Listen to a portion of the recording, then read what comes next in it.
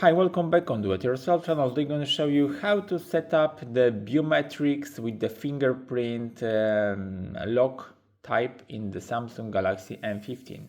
To set up the fingerprint lock, go to settings, then go to lock screen, the screen lock type here, and enable fingerprints here in biometrics. So continue.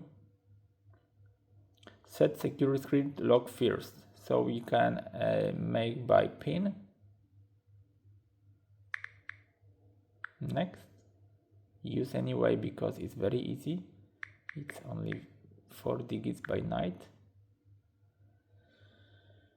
Place your finger on the sensor, then lift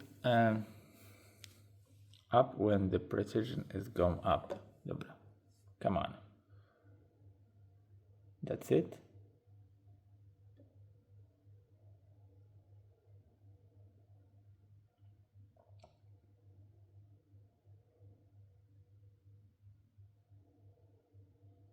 I like this fingerprint sensor on the right here. Done. Okay, done. Wake and unlock your phone just by touching the side button. Turn off the quick access or turn, so it's always on.